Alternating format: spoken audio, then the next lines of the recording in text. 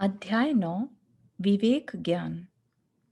विवेक शांति पथ के अंतर्गत श्रद्धा के विषयभूत 7 तत्वों में से जीव अजीव नाम वाले प्रथम 2 प्रधान तत्वों की बात चलती है।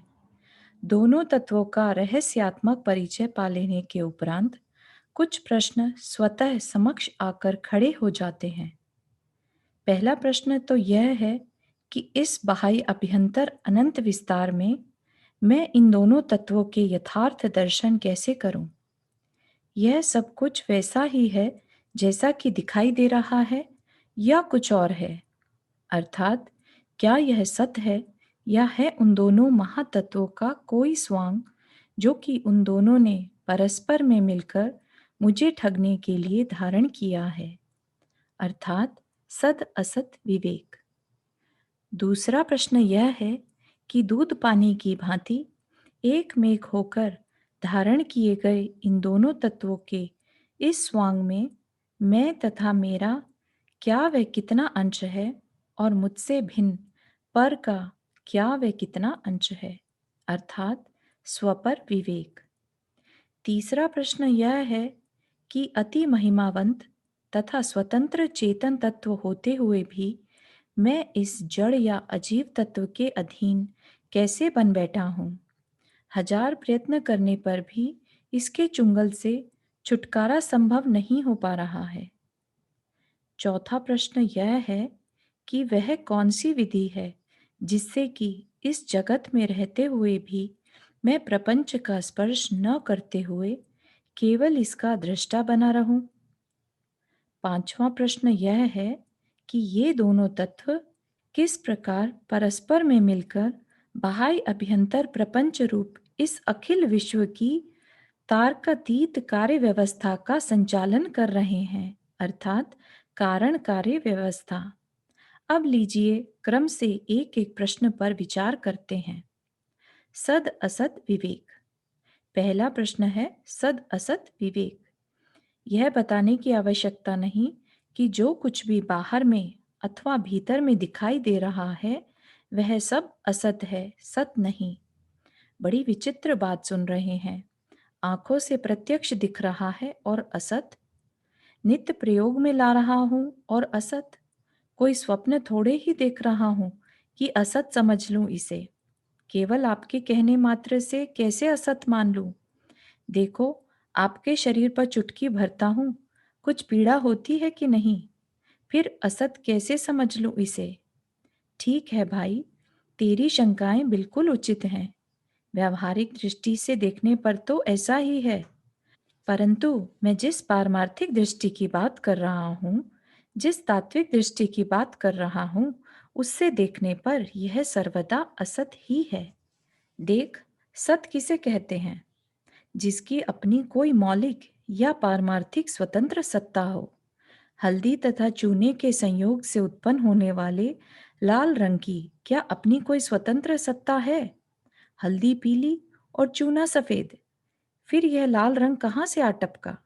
सत कहें इसे कि असत? बस यही है वह दृष्टि जिससे देखने पर यह अखिल प्रपंच असत होकर रह जाता है। हल्दी और चूने के संयोग से उत्पन्न लाल रंग की भांति बाह्य अभ्यंतर का यह सकल विस्तार भी वास्तव में मौलिक सत्ताभूत कुछ न होकर उनके संयोग से उत्पन्न होने वाली पर्यायें हैं, कुछ द्रव्य पर्याय और कुछ भाव पर्याय। बाह्य जगत के मृत शरीर या जड़ द्रव्य हैं, केवल परमाणुओं के पिंड और जीवित शरीर हैं, जीवात्मा सहित परमाणुओं के पिंड। इसी प्रकार आभ्यंतर जगत के बौद्धिक ज्ञान तथा मानसिक राग द्वेष हैं ज्ञान के साथ ज्ञेय का संयोग हो जाने के कारण उत्पन्न होने वाले भावात्मक पिंड। पर्याय होने के कारण सभी हैं उत्पन्न ध्वंसी। भले पर्यायार्थिक दृष्टि से देखने पर इनकी व्यावहारिक सत्ताएं प्रतीत होती हों, परंतु द्रव्यार्थिक दृष्टि से देखने पर इनकी कोई पारमार्थिक सत्ता नहीं है। जो आज है और कल नहीं, उसका भरोसा ही क्या? और सत कैसे कहा जा सकता है उसे? सत्ताभूत कैसे समझा जा सकता है उसे?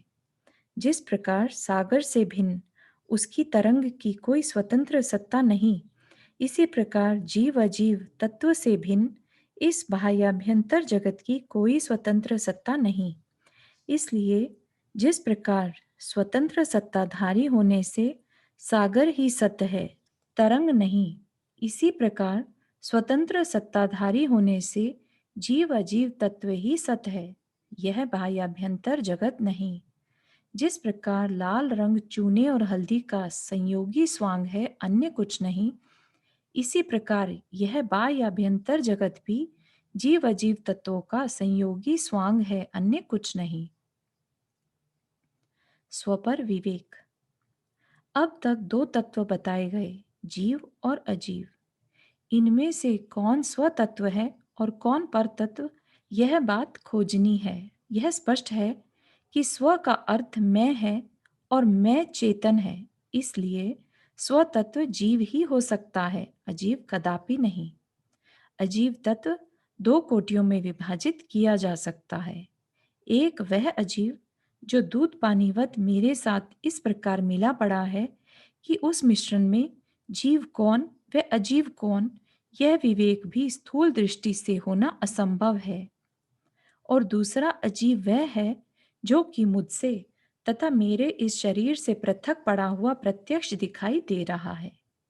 पहले के अंतर्गत आते हैं बाहर तथा भीतर के मेरे अपने स्थूल व सूक्ष्म शरीर, और दूसरे के अंतर्गत आते हैं अन्य व्यक्तियों के शरीर तथा स्त्री कुटुंब धन मकान आदि। अजीव होने के कारण ये सब पर तत्व हैं। अब लीजिए जीव तत्व। जीव तत्व यद्यपि स्वपदार्थ कहा गया है, परंतु सर्व ही जीव स्वपदार्थ कहे जा सके ऐसा नहीं है। अतः जिस जीव विशेष में चैतन्य के अतिरिक्त इस मैंपने का लक्षण भी घटित होता हो, वह एक जीव विशेष तो स्वपदार्थ है, और केवल चैतन्य लक्षण वाले शेष सर्व जीव पर पदार्थ हैं। इसमें तो किसी संशय को अवकाश नहीं, परंतु इसका भी एक विशेष अंश ऐसा है जिसे यहाँ पर पदार्थ रूप से देखना अभिष्ट है। साधारण दृष्टि से तो वह अंश स्वपदार्थ रूप ही दिखाई देता है, क्योंकि वह स्वयं मेरी ही कोई अवस्था विशेष है, जो भले ही उपरोक्त पद पदार्थों का आश्रय लेकर उत्पन्न होता हो, पर है चैतन्य रूप, जड़ रूप नहीं। मेरा संकेत अभ्यंतर के उस चिदाभासी जगत की ओर है, जिसका कि संग्रह अजीव तत्व के अंतर्गत किया गया है। यहाँ इतना भी बताना इष्ट है कि स्थूल दृष्टि से दिखने वाले भिन्न क्षेत्र में स्थित जड़ पदार्थ अर्थात धन आदिक और चेतन पदार्थ पुत्र आदिक, कुछ सूक्ष्म दृष्टि से दिखने वाले एक क्षेत्र में स्थित जड़ पदार्थ अर्थात शरीर व कर्म आदिक, और अत्यंत सूक्ष्म दृष्टि से दिखने वाले अत्यंत निकट व तन्मय रूप से प्रकाशमान मन बुद्धि आदिक, तथा उनमें नित्य निरंतर नृत्य करने वाले रागादिक, इन सबको पर पदार्थ रूप से ग्रहण करना चाहिए। तात्पर्य यह है कि सकल बाह्य अभ्यंतर विस्तार पर तत्व है। धन कुटुंबादिक तथा शरीर इन पदार्थों को पर कहना तो बहुत स्थूल बात है, क्योंकि बिना परिश्रम के ही समझ में आ जाती हैं। चेतन व इन द्रव्यों की जाति में ही भेद है, तीन काल में भी एक नहीं हो सकते। शरीर आदि को जीव कहना स्पष्ट असत्यार्थ है। आध्यात्मवादी कभी भी यह कहना स्वीकार नहीं कर सकता, परंतु हम तो तुम्हें इससे भी कहीं और आगे ले जाना चाहते हैं, वहां जहां की आध्यात्म का सूक्ष्म रहस्य छिपा है। त्रिकाल भिन्न सत्ताधारी द्रव्यों में पृथकता देखना स्थूल आध्यात्म है, और एक ही पदार्थ के दो क्षणिक भावों में पृथकता देखना सूक्ष्म आध्यात्म है। पहले का विषय द्रव्य है और दूसरे का पर्याय अर्थात द्रव्य की अवस्था। पहला द्रव्यार्थिक नय का विषय है और दूसरा पर्यायार्थिक नय का। यह दृष्टि पदार्थ के अपने अंदर में पड़ी उस सूक्ष्म संधि को देखती है, जो लौकिक स्थूल दृष्टि में आनी असंभव है। प्रज्ञा छैनी के द्वारा ही उस सूक्ष्म संधि का साक्षात्कार किया जा सकता है। पदार्थ के शुद्ध स्वभाव अर्थात पारिणामिक भाव को लक्ष्य में लेकर पदार्थ का विचार करने पर ही यह रहस्य समझा जा सकता है, उसकी पर्यायों को लक्ष्य में लेकर नहीं। इंद्रिय अग्राह्य चेतन और इंद्रिय ग्राह्य जड़ दोनों ही द्रव्यों में दो प्रकार के क्षणिक भाव या अवस्था विशेष देखने को मिलती है, स्वभाव अवस्था तथा उसके विपरीत विभाव अवस्था। जिसमें किसी का मेल या संयोग न पाया जाए वह स्वभाव भाव है, और जिसमें किसी प्रकार से भी अन्य का मेल या संयोग पाया जाए वह विभाव भाव है। अकेला परमाणु जो इंद्रिय के द्वारा दृष्ट नहीं हो सकता, उसके स्पर्श रस वर्ण गंध आदि जड़ पदार्थ के स्वभाव भाव हैं, और ये जो संपूर्ण दृष्ट स्थूल पदार्थ हैं उनके स्पर्श रस वर्ण गंध आदि उनके विभाव भाव हैं, क्योंकि अनेक सूक्ष्म परमाणुओं का संयोग हुए बिना उनका निर्माण नहीं होता। इसी प्रकार लोक शिखर परम धाम में विराजमान नित्य निरंजन व शरीर रहित निराकार सिद्ध भगवान या मुक्त आत्मा तथा उसके सर्वज्ञत्व आदि गुण जीव के स्वभाव भाव हैं, और ये सब शरीरधारी संसारी जीव तथा उनके क्रोध आदि गुण जीव के विभाव भाव हैं। स्वभाव भाव निज भाव या स्वभाव कहलाते हैं, और विभाव भाव पर भाव कहलाते हैं। इस प्रकार एक ही द्रव्य के अपने भावों में ही स्व व पर का विभाजन करके द्वैत दर्शाना सूक्ष्म दृष्टि का कार्य है। पर्याय या अवस्था कभी द्रव्य से जुदी होकर पृथक नहीं रहती। द्रव्य स्वयं प्रतिक्षण बदलता हुआ अनेक अवस्थाओं में से गुजरता है। अतः इन स्व व पर भावों या अवस्था विशेषों से तन्मय अखंड द्रव्य में भी किंचित विजातीयता का आभास होने लगता है। यहाँ जड़ द्रव्य को छोड़कर केवल जीव द्रव्य में ही उस विजातीयता की सिद्धि करते हैं। तहाँ जड़ द्रव्य में यथा योग्य रूप से स्वयं लगा लेना। जीव द्रव्य एक विचित्र प्रकार का वस्तुभूत या सत्ताधारी अमूर्तिक पदार्थ है, कल्पना मात्र हवा नहीं है। वह अपने को भी जान सकता है और पर को भी। जानना मात्र ही हुआ होता तो कोई हर्ज न होता। यहाँ जानने के साथ साथ कुछ और भाव भी पैदा होता है। अपने को जानते हुए तो इसको स्व व पर दोनों ही पदार्थ दिखाई देते हैं, क्योंकि ज्ञान दर्पण के समान है। जिस प्रकार दर्पण को देखते समय दर्पण तथा अन्य पदार्थों के प्रतिबिंब सब ही दिखाई देते हैं, उसी प्रकार ज्ञान के संबंध में भी समझना। किंतु पर को जानते हुए इसे निज रूप दिखाई नहीं देता। अपने को जानते समय इसका भाव अपने साथ तन्मय होता है, और पर को जानते समय पर के साथ। तन्मय का अर्थ यहाँ उस पदार्थ रूप बन जाना नहीं, क्योंकि चेतन का जड़ बन जाना तीन काल में भी संभव नहीं है। अपने को भूलकर केवल उस पदार्थ को ही देखना पर पदार्थ के साथ तन्मयता कहलाती है। अपने साथ तन्मय होने के कारण पहला ज्ञान स्वभाव है, और पर के साथ तन्मय होने के कारण दूसरा ज्ञान पर भाव है। मानसिक संकल्प विकल्प, बौद्धिक तर्कणाएं, राग द्वेषादि कषाएं तथा वासनाएं उसका स्वरूप है। इस प्रकार यथा योग्य रूप से अनेक प्रकार इन रागादि भावों रूप अभ्यंतर जगत को जीव का नहीं कहा जा सकता।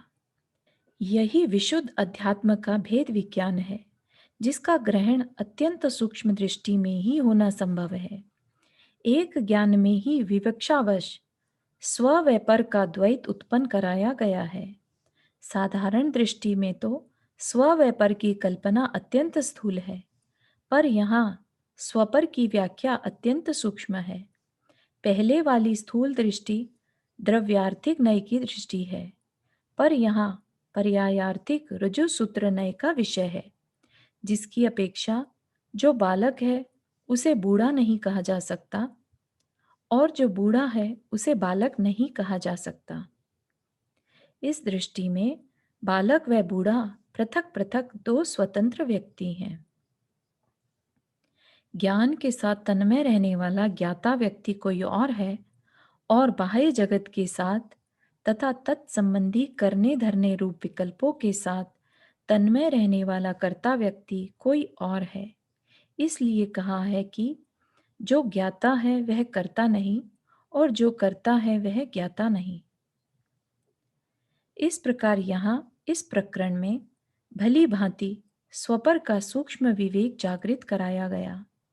यद्यपि विषय कुछ कठिन सा है, पर भाई इसके समझे बिना छुटकारा नहीं है। आगे आने वाले सारे मार्ग का मूल आधार यही विवेक ज्ञान है। अंतरंग जीवन की वास्तविकता इसके बिना होनी असंभव है। अतः जिस किस प्रकार भी इसे तू अवश्य समझ और जीवन के 24 घंटों की प्रवृत्तियों में इस सिद्धांत को विचारणा का विषय बनाने का प्रयत्न कर। शांति पथ का यह प्राण है, इसके बिना संपूर्ण धार्मिक अनुष्ठान निष्फल है।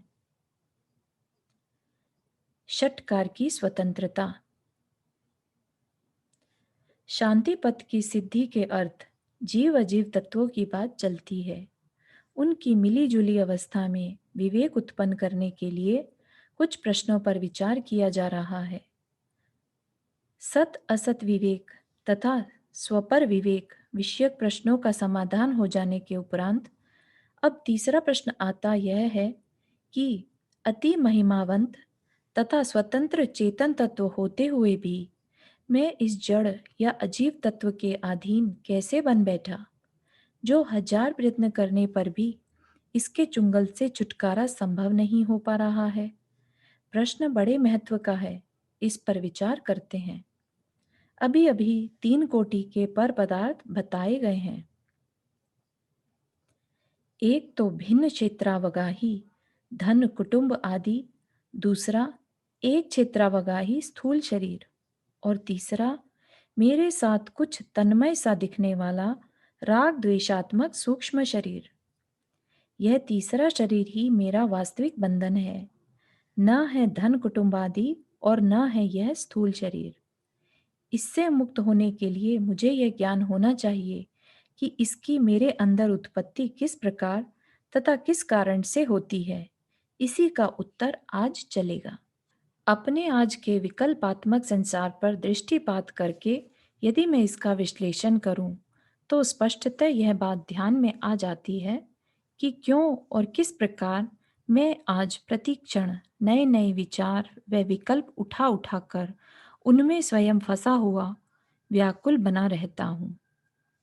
इन विकल्पों का मूल वास्तव में शरीर है, क्योंकि जितने भी विकल्प हो रहे हैं वे सब उसकी इष्टता के लिए हो रहे हैं। मेरे आज तक के विकल्पों में मुख्य धन उपार्जन का विकल्प है। धन उपार्जन की इच्छा केवल पंचेंद्रिय विषयों की पूर्ति के लिए है और पंचेंद्रियों का आधार शरीर है। इसी प्रकार धन उपार्जन कुटुंब पालने के अर्थ भी है और कुटुंब पालन भी इसीलिए है कि उसको मैं इस शरीर का रक्षक व वृद्धावस्था में इसका सहायक मानता हूँ। इन विषयों में, कुटुंब में या धन उपार्जन में बाधा पड़ जाने पर मुझे चिंता होती है। उस चिंता की निवृत्ति के लिए मैं और विकल्प करता हूँ और इस प्रकार एक जाल में उलझ जाता हूँ। जो जो इस जाल से निकलने का प्रयत्न करता हूँ, त्यों तो मकड़ी के जाल में उलझी मक्खीवत अधिक अधिक उलझता जाता हूँ।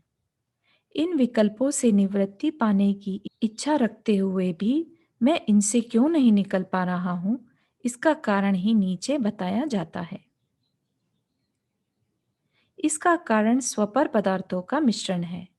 मिश्रण भी एक से नहीं, दो प्रकार से। एक तो फिजिकल अर्थात प्रादेशिक रूप से, क्षेत्र रूप से, और दूसरा मेंटल अर्थात मानसिक रूप से। यहाँ प्रादेशिक मिश्रण की तो बात छोड़ दीजिए, क्योंकि वह प्रत्यक्ष है।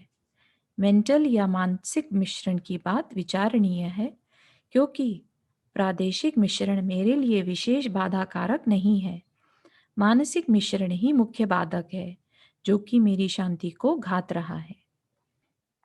इस मानसिक मिश्रण का आधार मेरे अंदर में पड़ा एक विश्वास है, जिसके आधार पर मैं सर्व पदार्थों की स्वतंत्रता स्वीकार न करके उन्हें परतंत्र बनाने का प्रयत्न किया करता हूँ।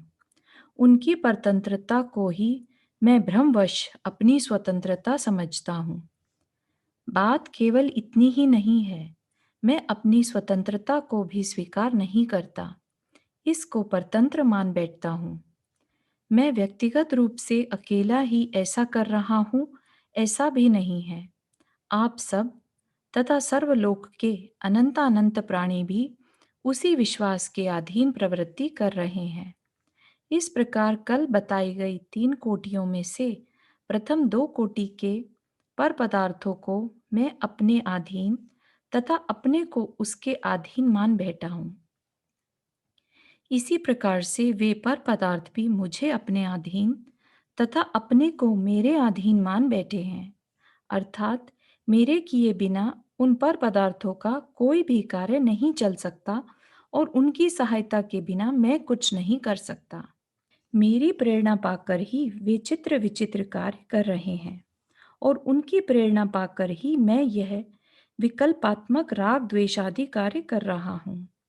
मेरे पाले बिना कुटुंब का पोषण नहीं हो सकता और कुटुंब की सहायता के बिना मैं जीवित नहीं रह सकता। मेरे हिलाए बिना शरीर हिल नहीं सकता और शरीर की सहायता के बिना मैं जान नहीं सकता।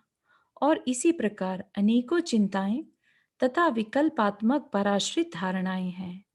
स्वतंत्रता मिले तो कैसे मिले और परतंत्रता में शांति कैसे जीवित रहे।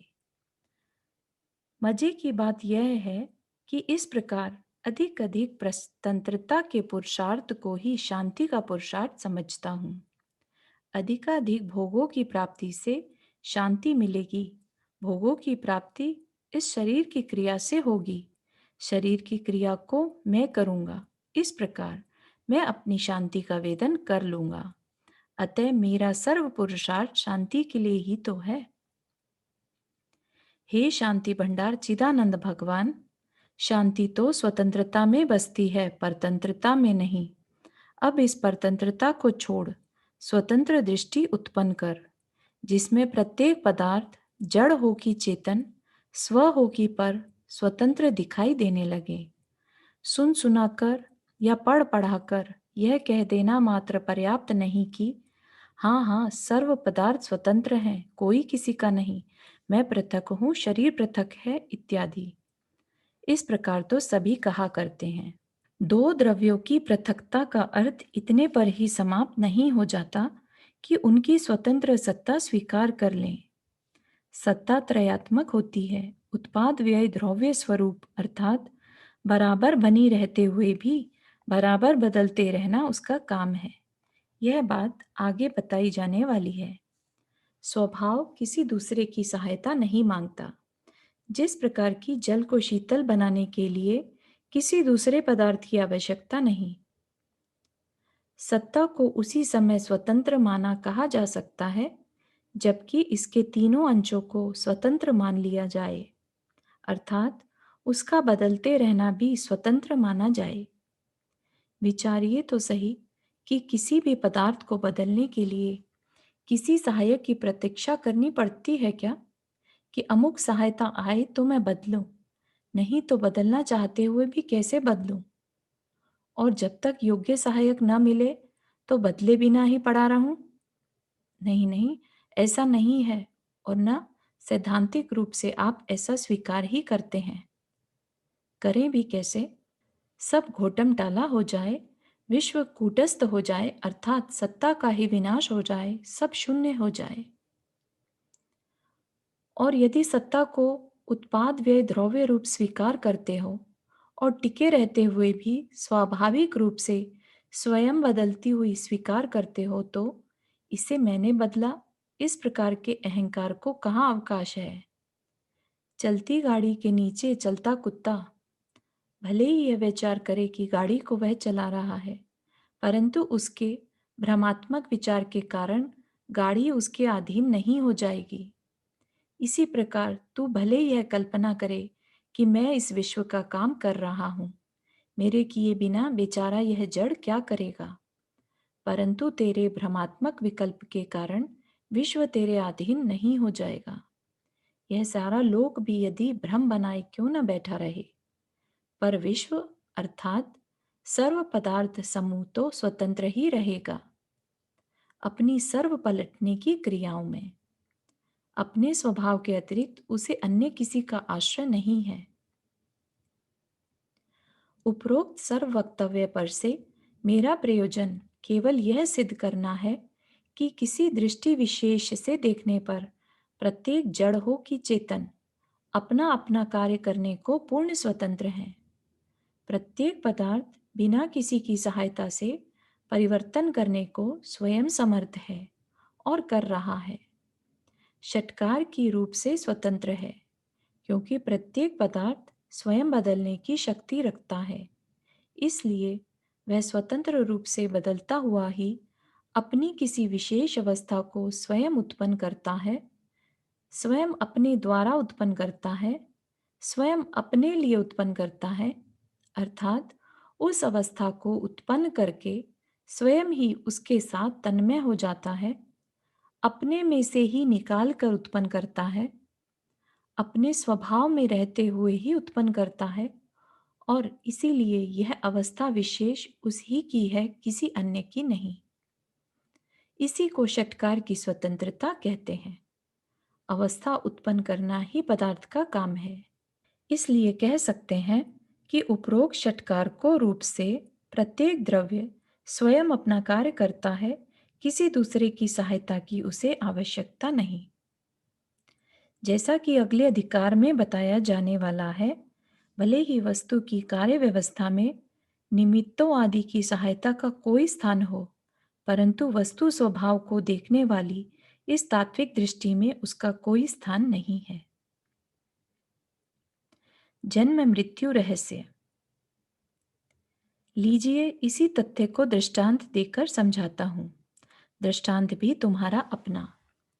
थोड़ी देर के लिए लौट आइए वहीं जहां की अजीब तत्व का वर्णन करते हुए इस चेतन की मूर्खता का दिग्दर्शन कराया जा रहा था।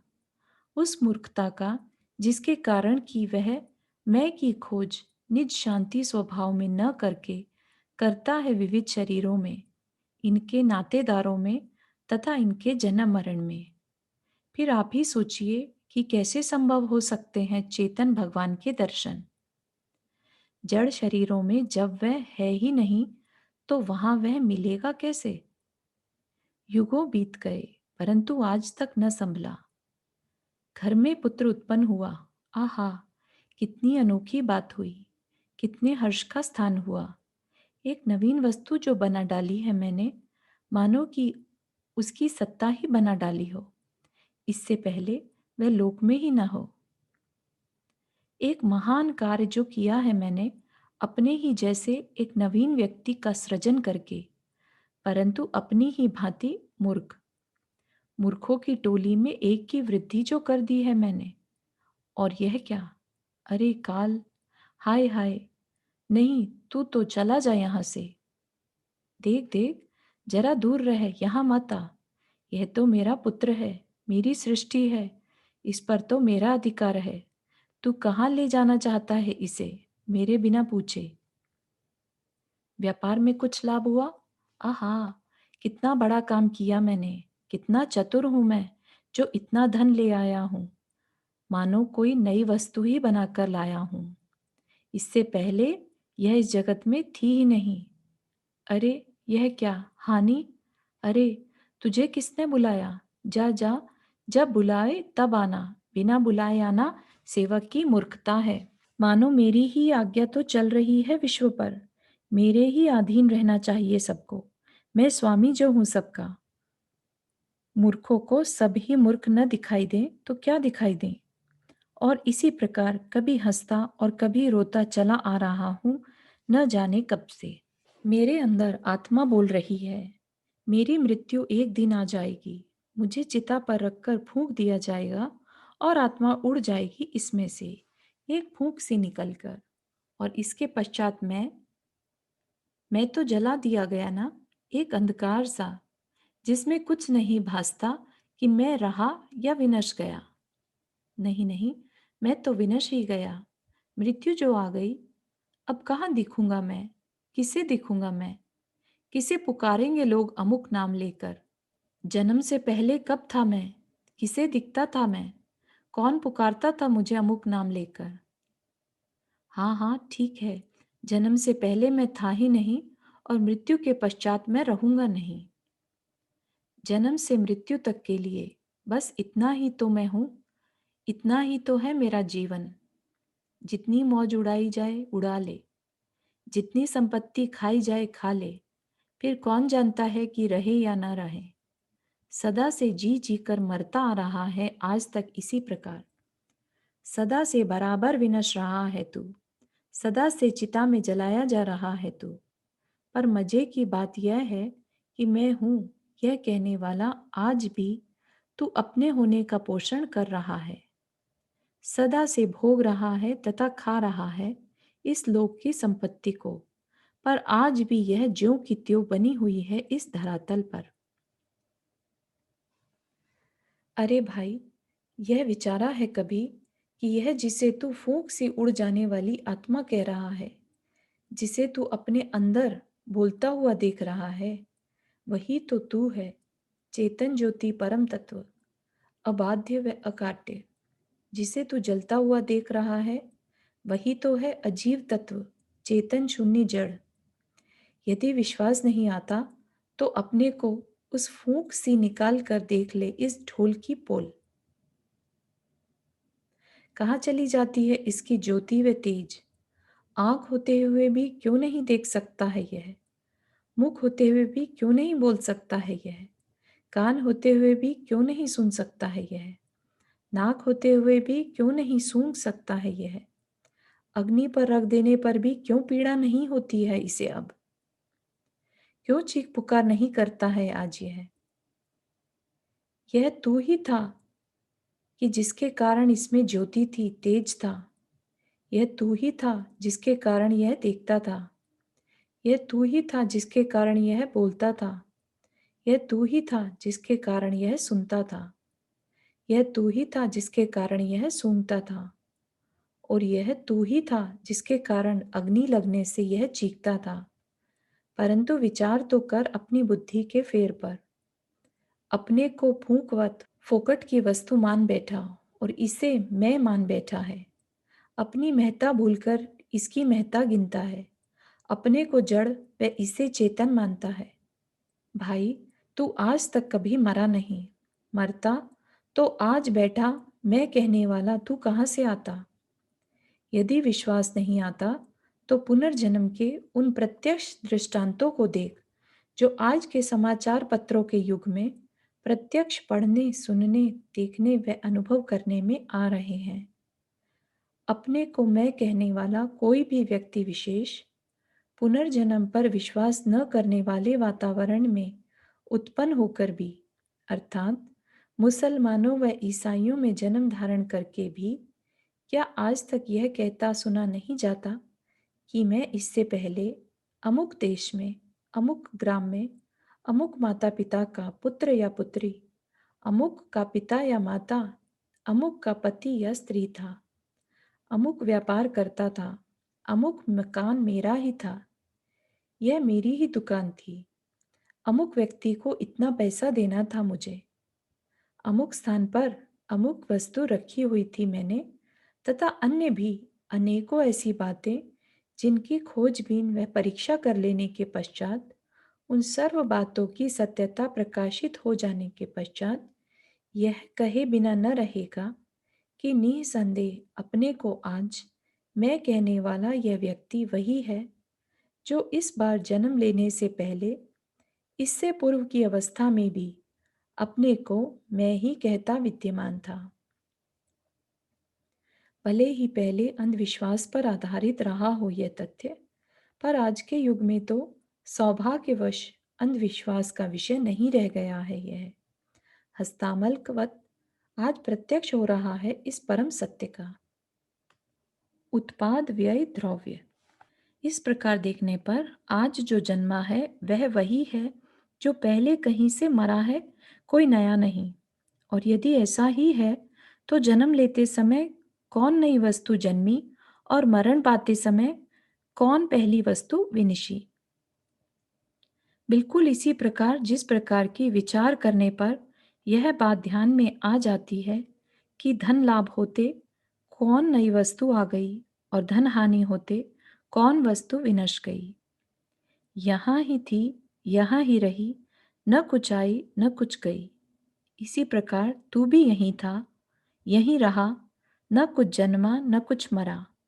तेरे इस जन्म से या धन लाभ से लोक में न कुछ लाभ हुआ न वृद्धि हुई, और तेरी इस मृत्यु से या धन हानि से लोक में कुछ घटोतरी आई और न कुछ हानि हुई। मैं कहने वाले जितने व्यक्ति थे अब भी उतने ही रहे, जितनी संपत्ति थी अब भी उतनी ही रही। केवल मैं के शरीरों की कुछ आकृतियां या स्थान मात्र बदल गए, और इसी प्रकार संपत्ति के भी रूप व स्थान मात्र बदले। पहले कलकत्ते के एक ब्राह्मण कुल में था और आज इस मुजफ्फरनगर के एक वैश्य कुल में। पहले कभी पशु के शरीर में था, अब मनुष्य के शरीर में। पहले कभी चींटी के रूप में था, अब मनुष्य के रूप में। और इसी प्रकार सर्व रूपों में, सर्व शरीरों में बराबर क्रम से परिवर्तन करता, एक स्थान से दूसरे स्थान को जाता रहता, फिर भी अपने अस्तित्व को तेरा यह मैं प्रत्यक्ष प्रकाशित कर रहा है। और इसी प्रकार यह संपत्ति भी पहले विष्टा रूप थी और आज अनाज रूप, पहले पृथ्वी रूप थी और आज स्वर्ण रूप, पहले पत्थर रूप थी और आज आपकी सुंदर अंगूठी रूप, पहले किसी के पास थी और अब आपके पास, पहले पशुओं की भोज्य थी और आज आपकी। इसी प्रकार अनेक रूपों में परिवर्तन करती, एक स्थान से अन्य स्थान पर जा जाकर भ्रमण करती, आज भी यह किसी न किसी रूप में अपने अस्तित्व को सिद्ध कर रही है। इसी प्रकार यह शरीर भी तो पहले विष्टा रूप था, फिर मिट्टी हो गया, अन्न बन बैठा, किसी के द्वारा भक्षण किए जाने पर उस ही शरीर के अंग उपांग रूप में परिवर्तित हो चमड़ा हड्डी बन गया, जलकर राख हो गया और राख फिर पृथ्वी बन गई। या उस भोज्य का ही कुछ भाग विष्ठा बनकर फिर पीछे मिट्टी बन गया, अथवा माता पिता के द्वारा ग्रहण किया गया वह भोजन किसी अन्य बालक के शरीर रूप बन गया, और एक दिन अकस्मात प्रकट होकर आश्चर्य में डाल दिया उसने सबको। बताइए तो, क्या जन्मा क्या मरा? शरीर का पदार्थ भी तो कोई नया उत्पन्न नहीं हुआ और न ही विंचा। रूप से रूपांतर हुआ तथा स्थान से स्थानांतर होता, यह वही है जो पहले था, न कुछ विनसा और न कुछ उपजा। यदि कहीं इतनी योग्यता हुई होती कि इस चेतन के तथा इस शरीर के अंग स्वरूप इन पृथ्वी जल आदि तत्वों के प्रत्येक क्षण में होने वाले परिवर्तन का बराबर निरीक्षण कर सकता, तो यह स्पष्ट प्रतिभास हो जाता कि इस पृथ्वी का एक कण कोपल में आ गया, और देखो वही अब अन्न में बैठा हुआ है, और देखो अब इस शरीर में बैठा हुआ अपने अस्तित्व को बराबर दर्शा रहा है। अथवा यह मैं कहने वाला व्यक्ति जो आज कुत्ते के शरीर में बोलता दिख रहा है, देखो वह उड़ा जा रहा है आकाश में पूर्व की दिशा को। यह देखो इस फूल में आ बैठा, और ओह कितना बड़ा रूप धारण कर यह देखो वही इस वृक्ष में बैठा है, अथवा इस माता के गर्भ में प्रवेश पा गया। और देखो आज यह तेरे शरीर में बैठा अपने को उसी मैं शब्द के द्वारा पुकारता हुआ अपने लंबे अस्तित्व का परिचय दे रहा है। तब यह भ्रम न रह पाता मुझे जो आज है। भले प्रत्यक्ष रूप से न सही, पर सौभाग्यवश आज भी परोक्ष रूप से तर्क व अनुमान के आधार पर ये सब उपरोक्त बातें प्रत्यक्षवत हो रही हैं और अपनी सत्यता को सिद्ध कर रही हैं। प्रभु, तुझे बुद्धि मिली है। विचार व अनुभव के आधार पर किसी छिपे हुए रहस्य का पता लगाने का प्रयत्न कर। यह सर्व तथ्य परोक्ष हो ऐसा भी नहीं। मेरे गुरुवर तथा योगी जनों को इसका प्रत्यक्ष भी हुआ है, जिसके आधार पर कि मुझे संबोधन के लिए तथा मेरी भूल दूर हो जाए, इस अभिप्राय से परम करुणापूर्वक लिख गए हैं वे इन शास्त्रों में। और इसीलिए मेरे अनुमान व तर्क की साक्षी देने वाला यह आगम भी उस तथ्य की सत्यता को सिद्ध कर रहा है। उपरोक्त सर्वकथन पर से सिद्धांत निकला यह कि लोक में दो जाति के पदार्थ हैं, एक चेतन तथा दूसरा अचेतन। एक विचारने व सुख दुख का वेदन करने की शक्ति रखने वाला और दूसरा इन शक्तियों से रहित। एक अमूर्तिक तथा दूसरा मूर्तिक। एक इंद्रियों से देखा जाने तथा जाना जाने योग्य और दूसरा इंद्रियों से अगोचर। चेतन व अमूर्तिक तत्व का नाम जीव या सोल और दूसरे जड़ व मूर्तिक तत्व का नाम पुद्गल या मैटर है। दूसरा सिद्धांत, दोनों ही सदा से हैं और सदा रहेंगे, न नए पैदा होते हैं और न कभी विनष्टे या अपनी सत्ता खोते हैं। दोनों ही अपनी अपनी अवस्थाएं अपने अपने में बराबर बदल रहे हैं, अर्थात उनमें सदा नई अवस्थाएं उत्पन्न होती रहती हैं तथा पुरानी अवस्थाएं विनष्टी रहती हैं, अर्थात वस्तु, उत्पाद, व्यय, द्रव्य इन तीनों अंशों का अखंड पिंड है। वे दोनों ही एक स्थान से अन्य स्थान को प्राप्त होते रहते हैं। अवस्था बदलते रहते भी जीव सदा जीव ही बना रहता है और पुद्गल सदा पुद्गल। तीसरा सिद्धांत, जीव तत्व रूप अहम प्रत्यय के द्वारा सदा सुख दुख का वेदन होता रहता है और पुद्गल के द्वारा शरीर का निर्माण। शरीर और शरीरधारी के संबंध में जकड़े हुए ये दोनों दूध और पानीवत एक मेघ होकर रहते हैं। एक मेघ होकर रहते हुए भी जीव कभी पुद्गल और पुद्गल कभी जीव बन नहीं सकता। यह सिद्धांत शांति पथ का प्राण है। बिना इसे जाने शांति पा लेना असंभव है। अतः भो चेतन, अपनी भूल सुधारने के लिए इस रहस्य को सुन। तर्क, अनुमान, अनुभव व आगम के आधार पर उसका निर्णय कर और अपनी क्षण क्षण की विचारणाओं में उसे अवकाश दे। ऐसा करने से तुझे अपने जीवन के सकल व्यवहार में सर्वत्र एकमात्र वस्तु स्वभाव देखने का अभ्यास हो जाएगा, जिसके कारण तू अपने या किसी अन्य के कार्यों में एक दूसरे की सहायता न देखकर उन्हें स्वतंत्र रीति से होता हुआ ही देखेगा, किया जाता हुआ नहीं। भेद विज्ञान, इसी का नाम है स्वपर पदार्थों की पृथकता, ज्ञान का अचिंत महात्मा। मिले जुले रहते हुए भी मिश्रित पदार्थों में ज्ञान से भेद देखा जा सकता है, पृथकता देखी जा सकती है। निमित्त नैमित्तिक संबंध पड़े रहते हुए भी षटकार की स्वतंत्रता देखी जा सकती है। यदि मिले जुले में भेद न देखे तो ज्ञानी काहे का। पृथक पदार्थों को पृथक तो अंधा भी कह देगा, उसमें कौन चतुराई है। जोहरी तो तभी कहला सकता है कि जब खोटे जेवर में स्वर्ण व खोट का सही सही अनुमान करके उसी अवस्था में उन दोनों को पृथक पृथक देखे और खोट को जानते हुए भी केवल स्वर्ण का मूल्य आंके, खोट का नहीं, यद्यपि उसे पता है कि कुछ न कुछ मूल्य तो खोट का भी है ही। इसी प्रकार निमित्त नैमित्तिक रूप से षटकार की संबंध रहते हुए भी षटकार की भेद देखना ही ज्ञान का महात्म है। इन दोनों का प्रत्यक्ष भेद हो जाने पर तो अंधा भी इनमें कर्ता कर्म आदि भाव न घटाएगा। उस समय उनमें स्वतंत्रता देखना कहाँ की चतुराई है। ज्ञानी तो तभी कहला सकता है जबकि बद्ध अवस्था में दोनों के कार्य की सीमाओं का पृथक पृथक निर्णय करने केवल उपादान अर्थात स्व पदार्थ का ही मूल्य आके निमित्त या पर पदार्थ का नहीं। यद्यपि उसे पता है कि कुछ न कुछ काम तो निमित्त का भी है ही।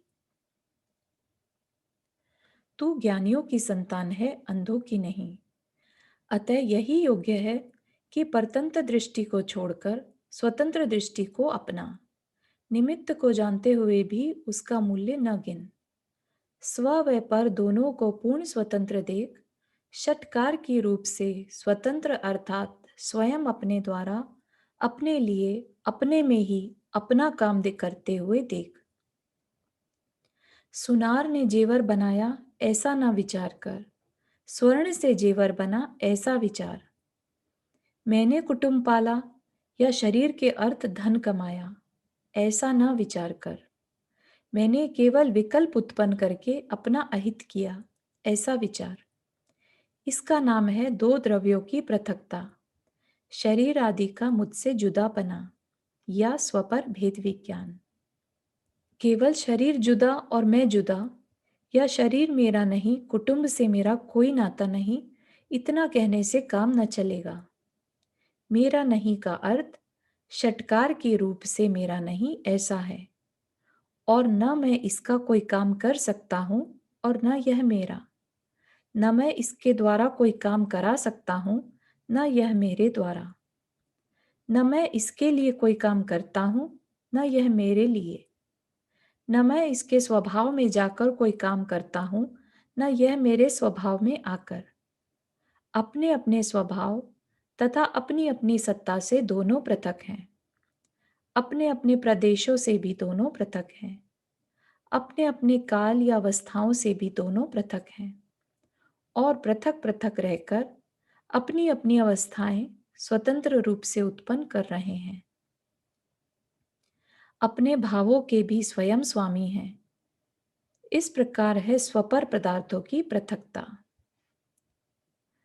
अजायब घर की वस्तुओं में आपको यह विश्वास है कि यह मेरे द्वारा प्राप्त नहीं की जा सकती, इनको प्राप्त करने का मुझको अधिकार नहीं है, और इसी कारण उनको प्राप्त करने का विकल्प आपको नहीं आता, भले ध्यान से उनको देखा करो। परंतु बाजार की वस्तुओं के प्रति आपको विश्वास है कि उनको ग्रहण करने या बनाने बिगाड़ने का आपको अधिकार है, इसलिए विकल्प उठ जाते हैं उनको ग्रहण करने के या बनाने बिगाड़ने के। उपर्युक्त स्वतंत्र दृष्टि से इस बनाने बिगाड़ने संबंधी कर्तापने के विश्वास को ही तुड़ाने का प्रयत्न किया गया है। इसके दूर हो जाने पर अजायब घर की वस्तुओं की भांति आप इस विश्व के समस्त पदार्थों को देखोगे ही, बनाने बिगाड़ने आदि के भाव नहीं करोगे। बस यही प्रयोजन है स्वपर भेद विज्ञान का या षटकार की भेद का, क्योंकि ज्ञाता दृष्टा ही वह साम्यता या शांति है जिसकी खोज में मैं निकला हूं।